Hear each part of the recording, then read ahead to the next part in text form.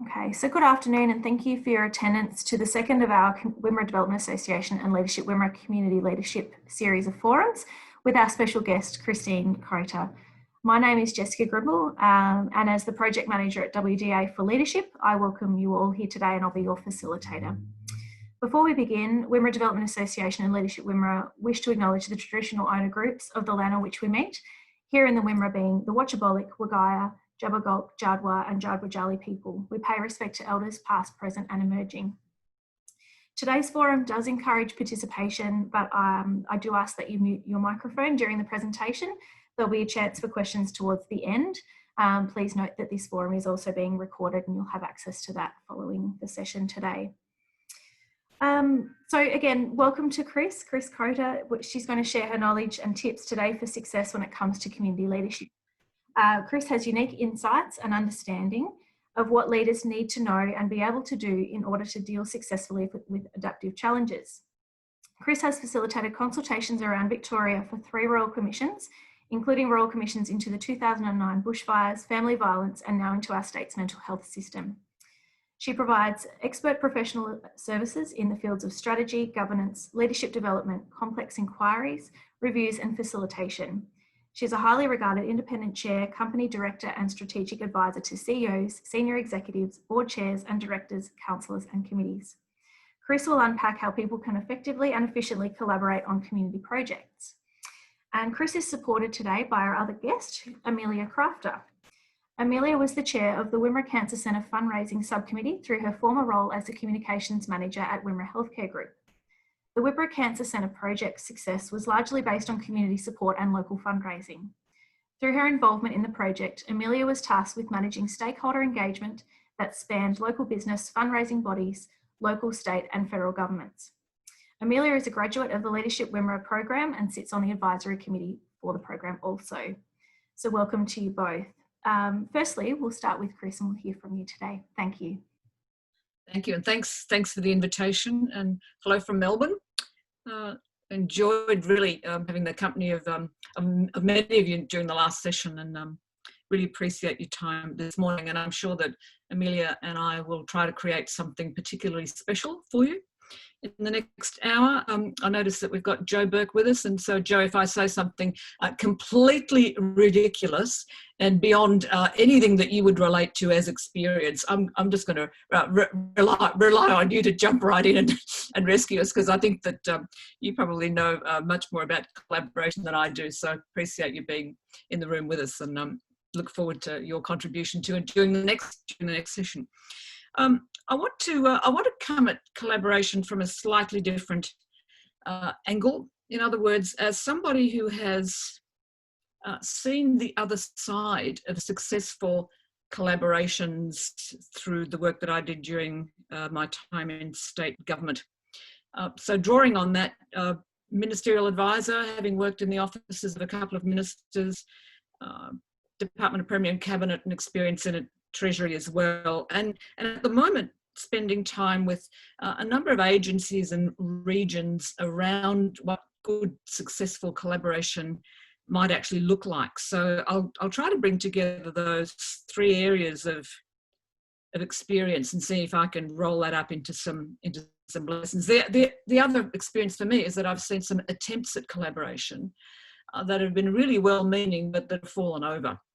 So maybe there are some tips that we can come up with throughout all this. And I will draw, if I can, on a couple of those Royal Commissions, but not necessarily. The reason that I think this is an extraordinarily important topic at the moment is because gaining successful collaboration is probably one of those high points in leadership, one of those aspects of leadership that we're probably not trained for, but that can make the most extraordinary difference to people's lives. So I'm looking forward to hearing from you about this important topic as well. The sort of collaborations, I guess, that I'm thinking of are collaborations between individual people, organisations, businesses, not-for-profits, different levels of government, I think are extremely important at this very minute, and also across regions, across municipalities and certain parts of Victoria. So as we go through, I hope that you're thinking of what a successful collaboration looks like in your experience and in your part of Victoria, and we'll try to bring in some really strong local messages about this too. So just a word before I get into the lessons, I guess, that I've learned about collaboration. I think it really at the moment is a great example of how our problems have become so complex that there isn't one organisation or one person or one group or one department that's got all the answers. So if I think about, hard not to, the current health and economic crisis, we're not going to get to the other side of this well without the cooperation between three levels of government: bureaucrats, economists, public health officials, scientists, health authorities, frontline workers, businesses, the media. And so this is all about possible success or likely success to get to the other side of the current crises that we're working through, with cooperation and collaboration of the highest order. And I guess that means that we're actually living the collaboration experiment right now. We can see some of the risks involved, where there are many, many moving parts and a lot could go wrong. And people, not to be too dramatic about it, but people could actually die, or their lives might never be the same unless we exercise really high levels of cooperation. So 2 points to make at the beginning. I don't think that collaboration rests on the shoulders of a single heroic individual or leader.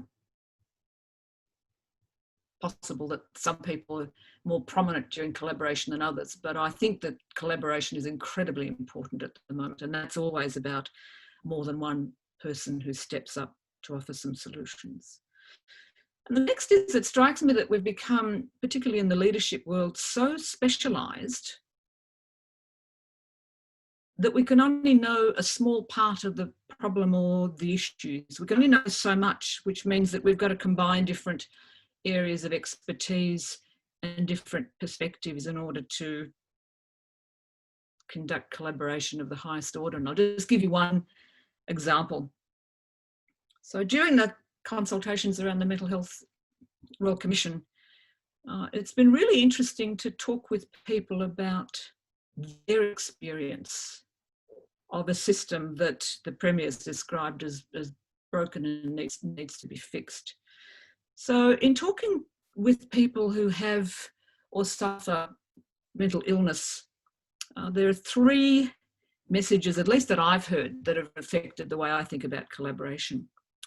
First is that if you think about collaboration from the perspective of the person who's experiencing the success or otherwise of collaboration, the first point I'd make is that the entry point to the first part of the experience really, really makes a difference. In other words, the first impressions of any interaction with the service then creates a legacy that follows all the way through, in the case of mental health treatment, ideally through to discharge and life the other side of treatment. The next is that so much depended on consistency between interventions for people. In other words, the collaborations between clinicians and social workers and GPs and specialists and case managers and those who work with and collect and then pass on data and information. So there are lots and lots of opportunities for cracks in the system, unintentional, but that's from the user's point of view, what they experience. And there's a quote that will stay with me forever, really, and that is about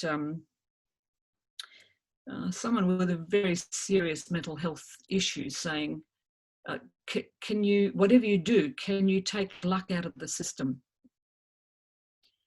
In other words, can you remove those times or opportunities when it's luck that makes the difference between a service intervention that's successful or that isn't? So I guess when it comes to collaboration, taking luck out of the system has just remained a really, really strong message to me. So if I go back to life in in government, I found that there were, so if I think about working in ministers' offices or close to political power, let me put it that way, there were usually 3 ways of getting attention from state government, and I shall offer you all 3.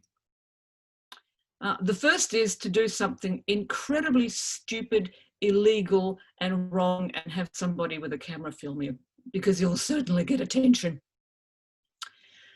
I'm not going to recommend that one, but that would certainly have people sitting up and taking notice very, very quickly. So you could try that, but that's not one that I would recommend.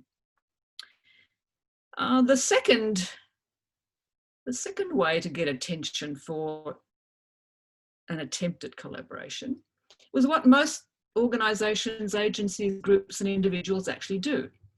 And that is rock up one at a time,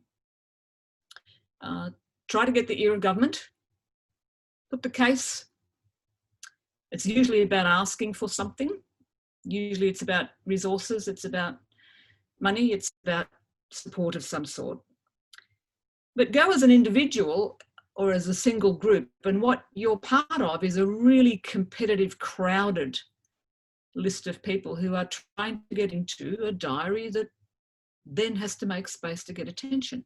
There's nothing wrong with that, except that it makes an individual, organisation or group part of a really competitive field. In other words, people competing for attention and insights and money and resources. I have to say that the third method was the one that I found the most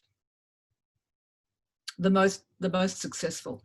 And that is when a group who had collaborated came to state government with a solution to a problem that we hadn't even thought of. And that was arresting. Now, what would happen in that case was that a problem was delivered to government, but at the same time, it was offered as a solution or as a possibility of a number of different options that government could choose from. State government sees regions and other parts of government, particularly local government and local partnerships, as opportunities for mutual benefit. Doesn't matter about who's in power in Spring Street. But if that's true, then it's really important to understand something about timing, about where an idea goes to government in the political and budget cycle. So the optimum time to have a receptive audience to ideas around collaboration were around budget time. And state government budgets are struck somewhere between September and November, even though we think out in the community it's really February and April, but most of the work around budgets are done toward the end of a calendar year. The most arresting cases for support came when agencies, organisations joined up and came in together. They came in as a team. I mean, you've got 500 grads from the Wimmer leadership program, so you've probably got lots of people who could be part of a group of that sort. But they actually came together. They had thought about getting the support of insiders. And by that I simply mean people who are advisors to government. They did the homework. They understood that there are bureaucrats that can help ease the path, or I'm going to say get in the way, given that I used to be one of those. And I also, the current environment makes me think about this quite hard. That it's actually harder to build those relationships during a crisis or during an emergency. So starting really early to get support from a wider group of people for any idea that requires collaboration is really important. So they did the homework. I think what they probably did was thought about local politics. They thought about the local member. They thought about the mayor. They thought about community leaders. They thought about, to use management speak, they probably had something of an influence map, if that makes sense. In other words, they knew who the people were who you could go to get ideas, support and backing. So they came along understanding what the push for change is in a community, where the sources of unrest might be. So that meant the government didn't need to think about that the work had already been done. They also, this used to work quite well, they also put forward someone who, so it wasn't just the message, it was actually the messenger. So somebody who could get their foot in the door. And I'd have to say that quite often you get a diary slot of an hour, but really, in truth, it was about 17 minutes by the time there was somebody at the door, the meeting started late, there was yet another emergency. So what I think had happened in those meetings that worked particularly well was that those who presented coming together as they did actually practiced the message, realising that they only had a short period of time to deliver that story. And the story went something like, here's what's happening now, so here's the need. And that was usually a combination of facts, data, community sentiment, but there was a story about here's now. Here's where we want to get to. In other words, here's our picture of how this collaboration could lead to a better future. Here's how we think we can get there. So they had a plan. And the plan was usually very interesting because it wasn't just about asking for money. It was actually from time to time able to show how resources could be shared and how money could be saved. Now that's from the government's point of view, that's a pretty arresting position to listen into. And then something about, if it is about mutual benefit, where you'd find win-win. In other words, where state government would fit into this story. And then really what needs to happen now, which would be the pitch. So I'm just really interested in summarising that for you in this particular way, that the most successful collaborations that sought and then got support from government in my time and in my experience brought together those particular elements. They were able to solve or suggest options for solving a problem that we hadn't thought of yet. In other words, helping governments to understand and anticipate the future. Coming together as a coordinated group. And that often meant, and this is interesting, that what often meant was that you'd have organisations who are normally competitors and rivals come together to back a particular idea or proposal, which was just incredibly powerful. Because it wasn't sort of us and them, it was here's this group of people who have worked closely with the community, and by then they had run, and there's lots of tools for this, citizen panels, forums, strategy sessions, community meetings. They had done that particular homework. They had, I can only think of the word nous, they had some political nous. In other words, they could already anticipate where some of the lobbying or some of the activism might lift this idea further or get in its way. So they already worked that through. And they had consulted, and I'm sure about this, they'd consulted and listened to people who were against the ideas without losing their ambition. In other words, they had worked through, and if I think about just one particular example, and I suspect maybe the work around your silo trails might have been something along these lines. I don't know, so I'm going to sound really naive when I say that. I guess when I look at that piece of work from afar, the work is about silos, yes, but it's also about people's experience. So what strikes me about some of the most successful collaborations was that, and if I think about the local municipalities where I'm involved in now, where there's a major build, a major project, you see, building an overpass is a technical piece of work. It's a project, it's an initiative that requires collaboration. There's no doubt about that. So you can go in and you can argue that this is a technical project that needs support. And you can also say that it is a piece of work that will strengthen community. In other words, the overpass will connect people.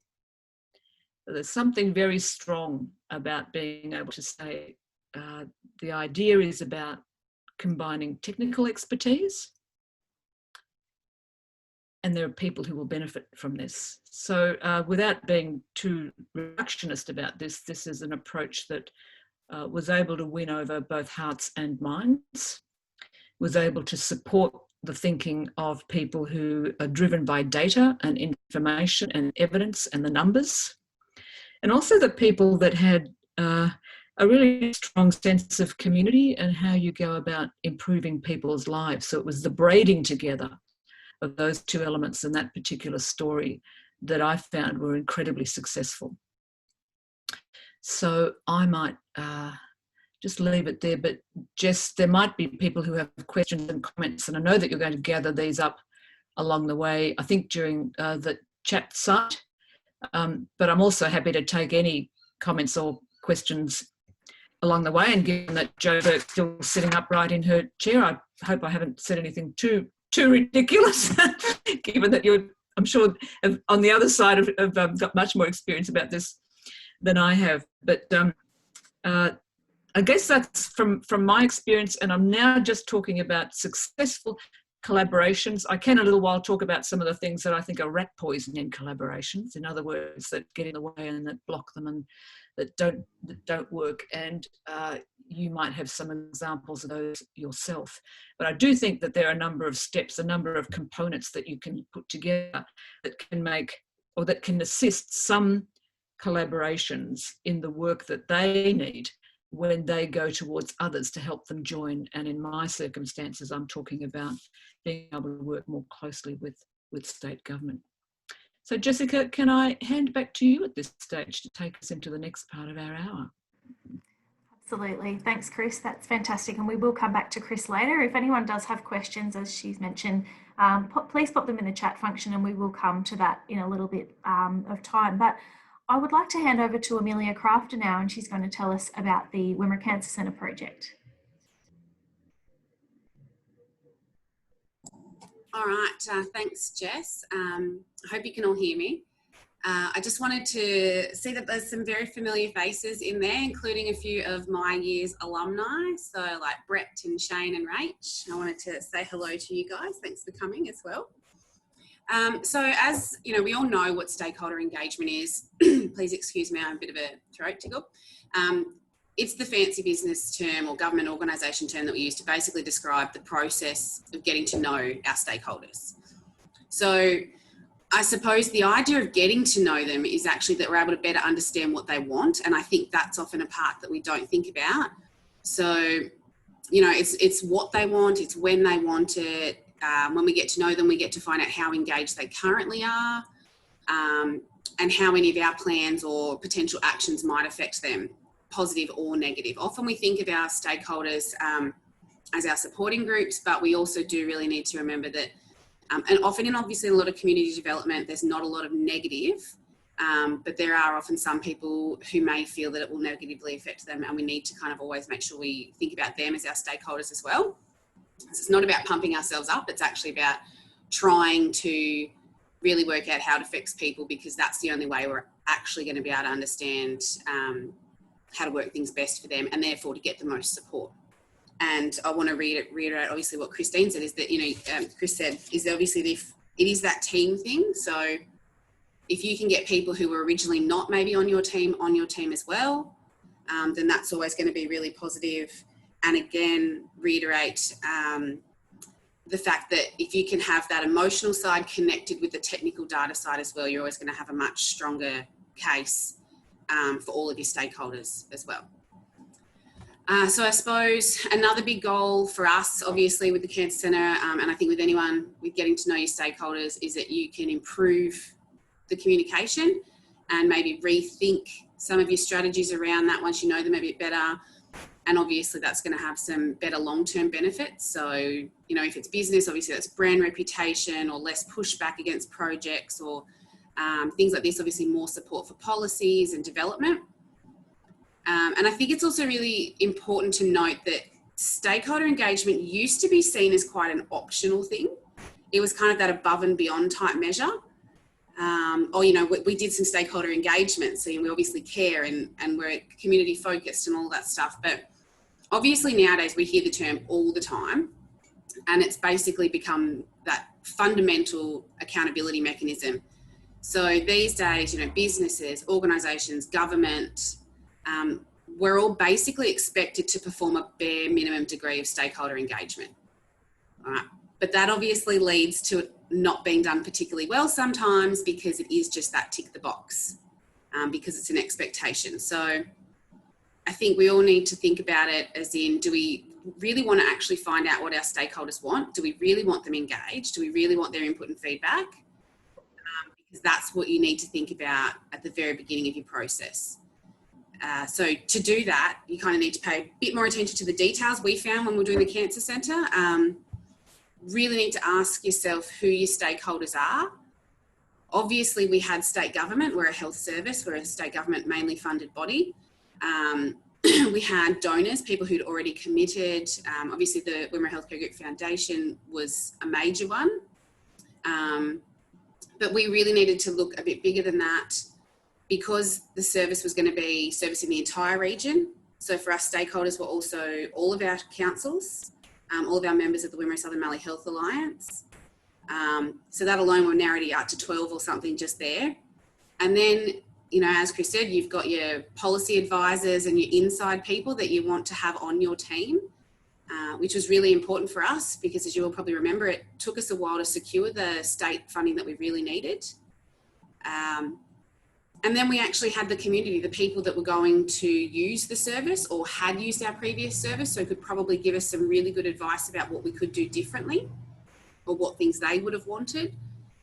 So for us, our stakeholders came from a whole range of levels, you know, from the funding, whether that was federal, because we had the Prime Minister turn up and pledge $1 million at a breakfast before we'd secured funding from the state. And obviously they were opposing government. So that caused some interesting conversations for us of how do we promote what we've been given without putting other people offside potentially.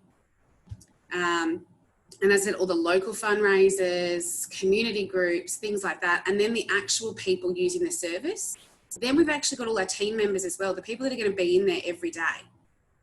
How do we make the service and the building and everything actually work for them? So we had a whole range of stakeholders, and they were in different groups. So they weren't all in the one group. We had a design committee, and we also had the Wimmera Cancer Centre fundraising subcommittee, which I was the chair of. So that was probably the main one I was involved in. So I think for us, having so many people involved, and therefore so many personalities, because that's the reality of it, what was really, really important was to get everyone to agree on an outcome at least, because we knew that there were going to be times when everyone obviously wasn't going to agree on a lot of finer details. And that's probably the kind of benefit you do have when it's a community development project. You're not normally trying to set up a nuclear waste dump in the middle of, you know, next to a kindergarten. You're generally not doing something that people aren't going to like.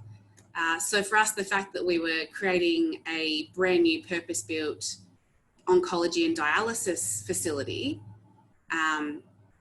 instantly that was going to have the emotional support that Chris talked about before. But emotional support only gets you so far, as she said. So for us, we also had a lot of statistics. You know, we had the Wimmera, this area had the worst 5-year cancer survival rate in the state. We had things about the fact that people were choosing simply to forgo treatment altogether because the thought of travelling that far, it was just too much. We had all those statistics, we had case studies. So we had the facts and we had the emotional support.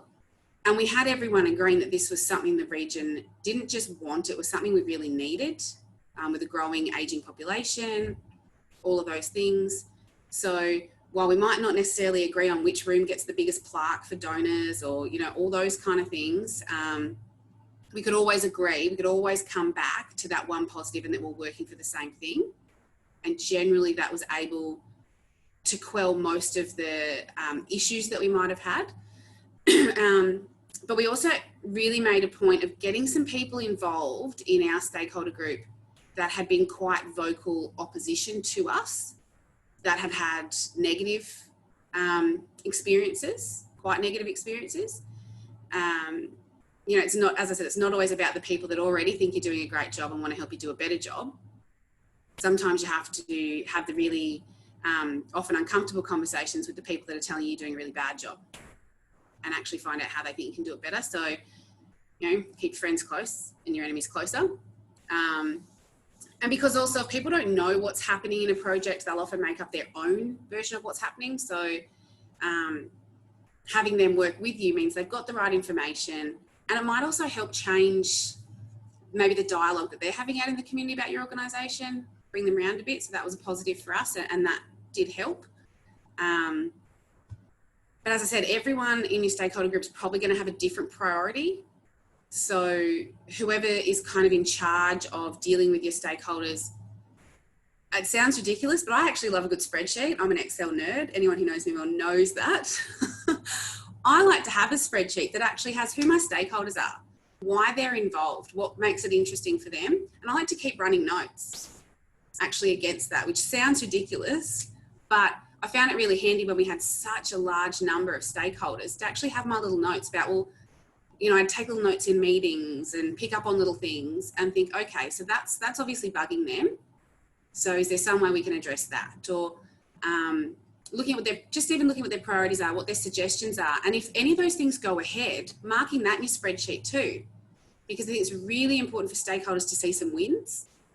So when we're able to implement some of those things, even if it was just picking the treatment chair that had a USB charger in it, as someone was really gung-ho about, letting them know that we made that decision based on their feedback. You know, so that's a tick for them. And that might only be a small thing for you as an organisation or whatever it might be, but for them, that's an impact because that's something that they thought was really important. So I know you might not want to do it in Excel, but like I said, I'm a big fan of Excel. So I just think having those kind of running spreadsheets of what your issues are, why the involvement's there, anything that's come up, any wins that they might have gotten along the way, that's really good. And they're always really handy to have there if at any point someone says, oh, well, nothing I've done's even been, you know, thought about. You've always got something to refer back to because we can't remember everything. So I think, yeah, just making sure that as this person in charge of your stakeholders, or not in charge of, but, you know, managing those relationships, trying to keep across what everyone's interest is. It's almost like high school to a degree in those American movies where you've got this group over here and this group over here and this group over here, and they're not all going to get along ever. But you've just got to kind of know what everyone's niche is and things like that and try and work to it when you can. Because it's personality and motive driven, you know, to a huge degree. So therefore, you know, you're juggling people's personalities, potentially egos. I'm not saying they always are, but there can be. You're juggling personalities, egos, interests, motives, not just necessarily a business driven or a community focus. It could be a whole range of different reasons. So as I said, it's like your parents said when you're growing up, you're never going to make everyone happy. And I think that's something you have to remember with any form of stakeholder engagement. But you should always be able to get everyone to agree on something. And I think that's almost a success in itself. And that's what we did. Like, obviously, as I said, it was the cancer centre. No one that I know to this day was going to stand up and say, I don't want a new cancer centre for this region. But there were some people opposed to some of the things, some of the designs, some of the people involved, etc. So it wasn't like it was a completely smooth process by any means. Who got what room named after them and things like that. You've just got to really try and sit back a bit sometimes, I think, and almost ask yourself, well, why do they want that? What's kind of, like I said, their motive? And try and keep your notes, because that motive is probably going to stay the same for any future issues they might have. So it's about understanding that and agreeing with it. On the weekend, I was thinking about this, and I've got twin 6-year-olds, and we're at Audi, and I was like, all right, what cake are we going to make? One wanted chocolate, one wanted vanilla. There was going to be no agreeing. So I was like, all right, how about we do a chocolate and vanilla layer cake? Everybody's happy. And effectively, that's stakeholder engagement at home. You're not always going to find a middle ground, but at some point, you are going to find something that everyone can at least agree on. And that's what you have to use to move forward, I think. And apart from that, communication, make sure it's appropriate. Don't try and bamboozle people with jargon specific to your industry or your project, especially with your community members in your stakeholder engagement. It can really lower their confidence if they don't feel like they understand what's going on from the beginning. And I think you'll lose them from there. And that's something I've really driven home with us, with any stakeholder engagement we do, is we need to stop using the jargon with the community members. But then on the same hand, you need to make sure you're speaking appropriately to any of your industry or government contacts, and make sure there's that level of respect there. So yeah, I think tailoring your communication to whoever you're working with. There's no one size fits all in stakeholder engagement, because everyone's different and everyone has a different reason for being there. So I think they're probably my main points that I can share with you. Jess, back to you.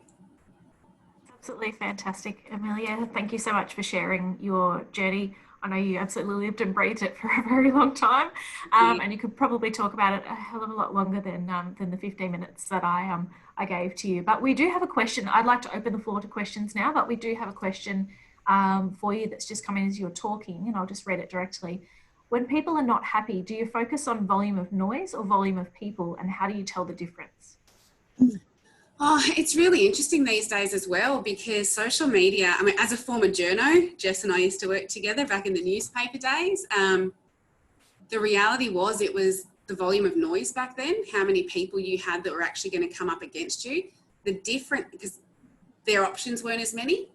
The difference now is one person on social media seems to have this ability to make it much bigger than it potentially really is very quickly. So I don't actually think you can pick one or the other now. I think it's really a matter of looking at what that issue is.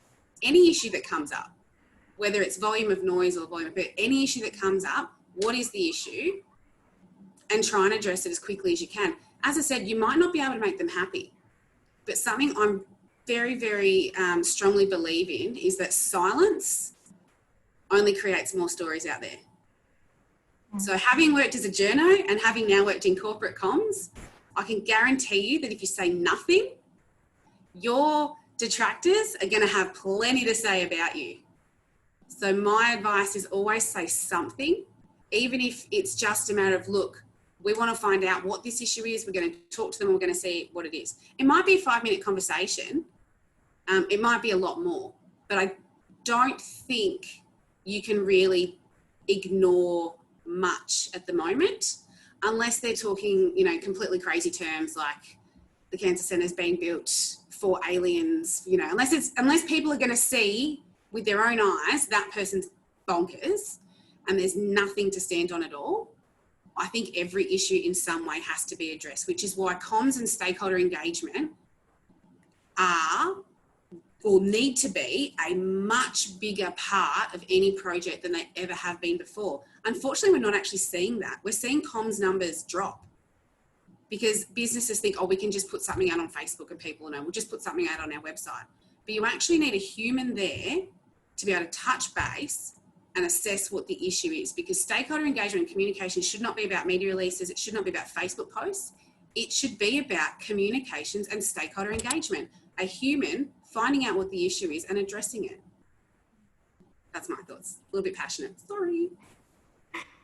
Don't be sorry. That's really fantastic. Can you tell us about a time where perhaps you might have dealt with a very outspoken or difficult person through this process or through your career, and how you managed to get an outcome through that period? It is quite challenging when you've got someone, you know, that you come up against. That is a bit of a challenge for you. So can you talk us through that process? Yes, and I'll obviously de-identify. Please do. I'm recording this session. Look, it's difficult. I think for us in particular, we had, I would probably say 2 people that were a little rogue would be a good definition. And really felt that if they went out on their own and made some big public calls, they were going to force some action. Unfortunately, though, as Chris said, you have those people on the inside that you're talking to anyway. And and having what was some negative public things going on from people that were closely linked to our project, they were known as stakeholders, they were known as being involved, was becoming quite damaging to the ongoing dialogue that we were having internally with state government and affecting those relationships. But at the same time, there was no way we could sever our stakeholder ties with the people that were causing us issues. And to be honest, again, it came down to communication, pulling them in, saying, look, what you're not aware of is these discussions happening in the background. You're not aware of them because we're hiding them from you. You're not aware of them because they're confidential, but we can tell you this, we are very close to such and such, and this behaviour is really not helping us. In fact, it's becoming quite damaging. And kind of making sure they understand it, saying, can you see how that can be damaging? And once that was understood, we were able to curb that behaviour a bit. I'll be honest, with one of them, we weren't able to curb it a lot. But we did what we could, and we were able to, I think, quieten down it enough that it didn't end up completely doing, ruining all the hard work we've done with our inside people. But again, it came down to communication. Once those people were aware that what they were doing was actually damaging, and again, we circled back to what we all agree is important here: getting the Cancer Centre funded and built. When you let them know that what they're doing is actually damaging that, despite their good intentions, because we circled back to that one thing you can agree on, which is really important with the stakeholder engagement, then we're able to kind of fix that a bit. Just one last question for you, and then we'll go back to Chris. What would you say would be the biggest learning piece through that process? And is there anything that you would change if you had to do it again? Oh, you know what? I wish I'd done it a bit sooner, to be honest. I think local media at the time gave them a lot of air because it was really exciting news, which as a former journo, I could completely understand. And I think we probably waited that little bit too long before realising that we had to nip that behaviour in the bud and get onto it really quickly. Because, well, they say mud sticks. This wasn't mud as such, but people remember, were remembering those comments, and it was starting a lot of conversations in the community. And I know I was even getting calls about it. So probably as soon as you start to see people kind of go rogue or try and take on maybe even a spokesperson thing on their own, or I really think pulling them in, reminding them that you're all there for the one thing, reminding them how you can actually get that done best working together and not going out on your own. Probably left it a little bit long.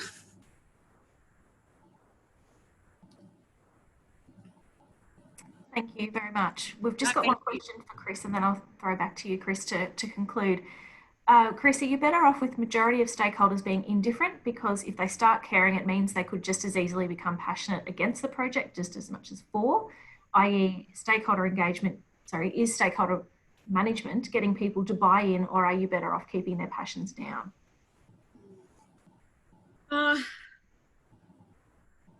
still stuck on the chocolate and the vanilla cake, so I'm loving that.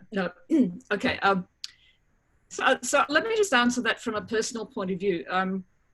So two things. I think in some of the work that you're describing, it does help to have a neutral or an independent person come in from time to time to either facilitate or guide or host conversation. I only say that because sometimes people who are really well known in the community can attract a whole lot of just expectations. So sometimes bringing in a completely guileless, which I'm pretty guileless about things, so I understand the effect of that. So that's sometimes helpful. Because already a person walks in who people know, and they've already, you can start to split a group. But what keeps me personally safe in this environment, you see, I think in every meeting that I've ever run, just about, I've had people in the room hostile to an idea, not because they're nutters, but really because they feel very strongly about a contrary view. So I'm quite used to that. What's important for me is that I try to understand before I judge. That takes many deep breaths from time to time, but I think what that teaches me is something about the difference between how much is the investment worth to keep trying to influence and persuade people who are not there with you yet? And at what point do you actually walk away, because that will never happen?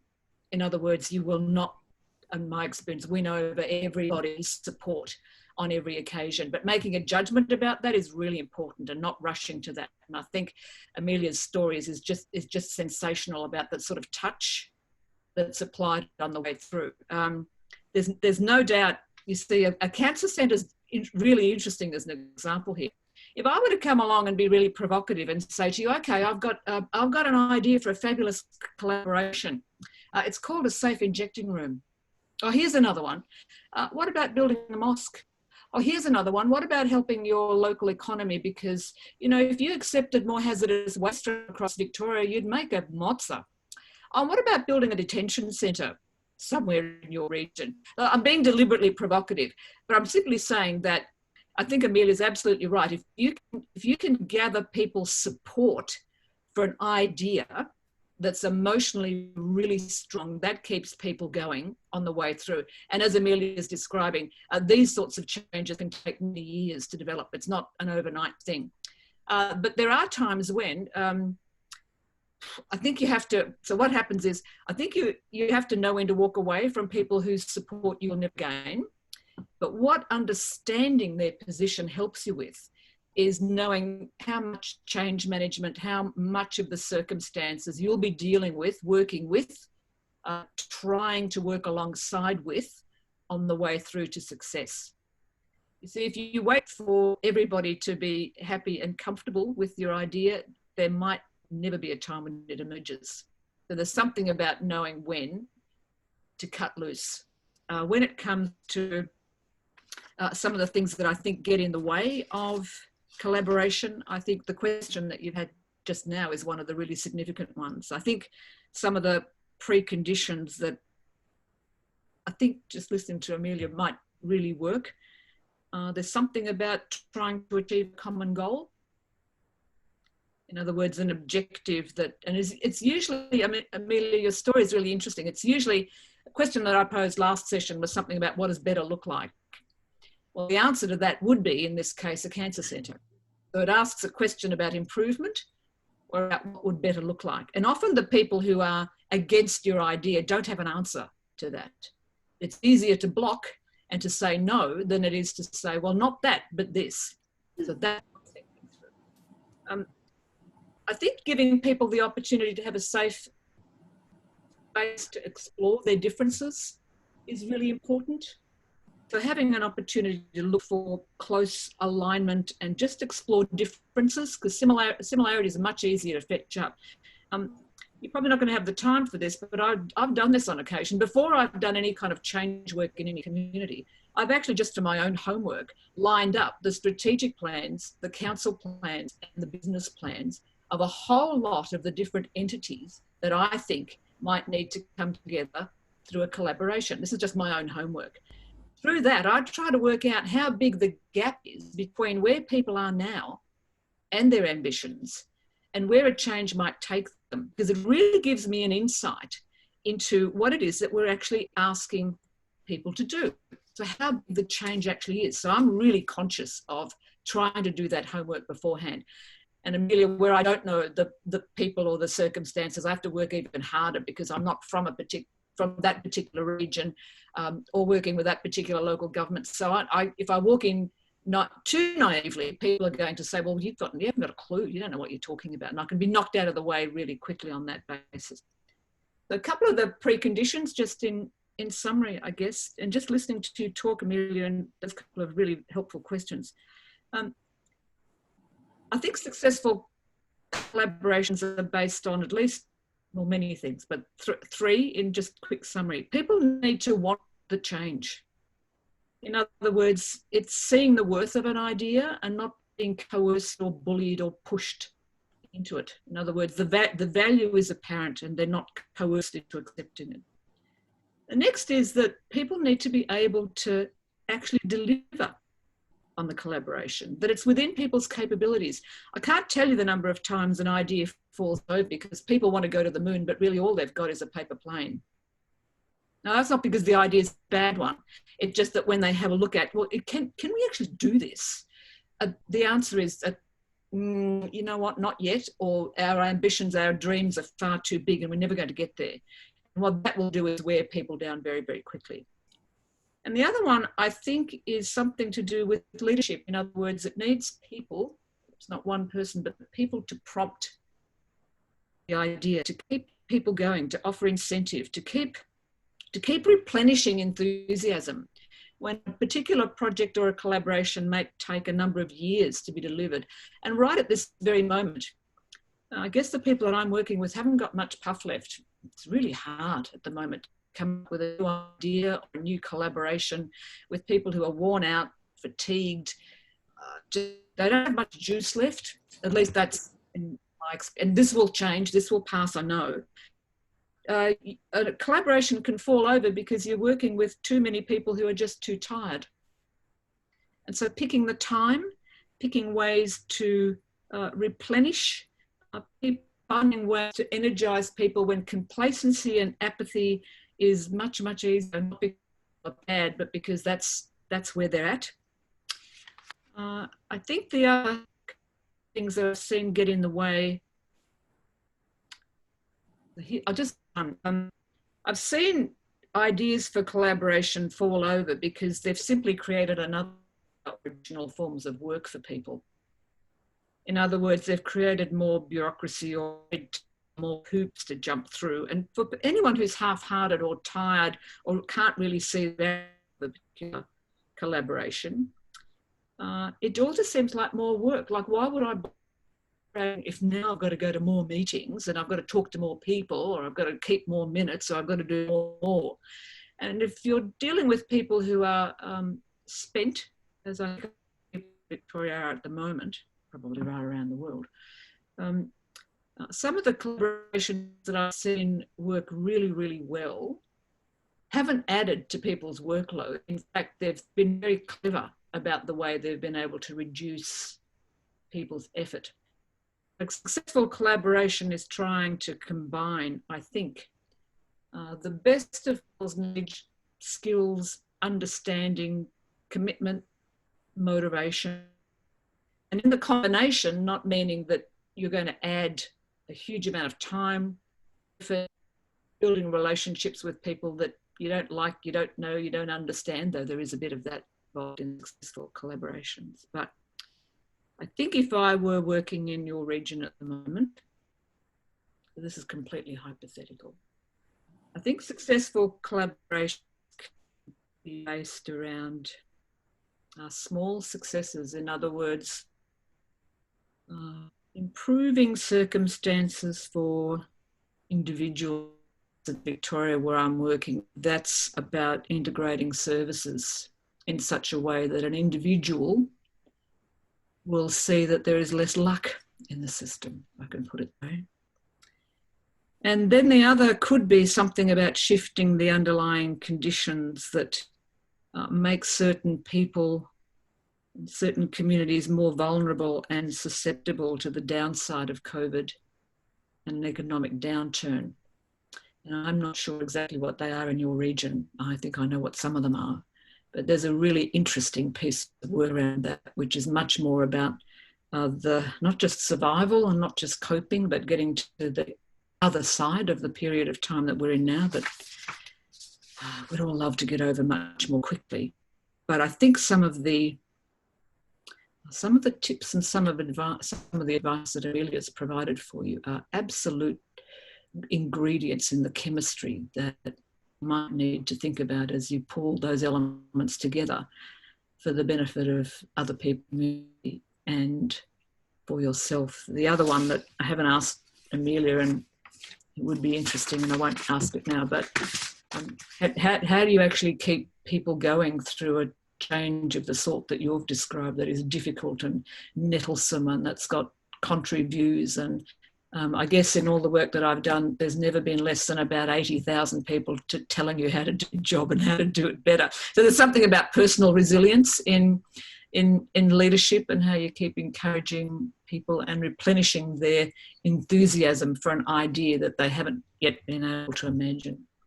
So Jessica, that's probably the note at which I'd leave the connection to my content that I'd make today. And I thank you and Amelia and all of you for the opportunity to be part of that in really important thinking. Thank you very much, Chris and Amelia, and what a wonderful note to finish on. Again, as I mentioned last week, I'm sure there's a lot of things that people can take away from today. If you do wish to revisit the messages that Chris and Amelia have shared, the recording will be available on our YouTube channel, and I will also circulate it to everyone on the call so that you can revisit. And please feel free to share it with your networks, because there's very, very valuable information included. We also have a recording of last week's forum, which unpacked what is community leadership. And of course, we have our final of the 3-part forum next week, next Tuesday. I encourage you all to register to that. We'll hear from Joe Burke, who's going to talk about the process of the Wimmer Mallee pipeline project, the ups and downs, and how that project essentially created a very significant change in access to water. So we very much look forward to the last piece of our puzzle, if you like. We appreciate that it's a very, very broad topic that we've asked Chris and Amelia and Joe and our other guests last week to address, but we very much appreciate your assistance and your very important messaging there. Chris has just popped in the chat, which I will also circulate to you all. There's a survey that we're asking for input on with regards to innovation in the region. So we certainly encourage you to complete that. And I will also add that there will be a survey at the end of this leadership series of forums so that we can get your feedback and understand whether you liked it, whether you didn't like it, whether we missed some details, and that can certainly inform our path moving forward for Leadership Wimmera, Wimmer Development Association as a whole, in terms of the assistance that we provide to our community. We're really proud to bring this forum to you today as some small part of supporting you through this process. So I thank you very much for your attendance. I appreciate very much your time and effort again from Chris and Amelia today. We wish you the best for the rest of your day, and we'll hope to see you again next week. Thank you very much.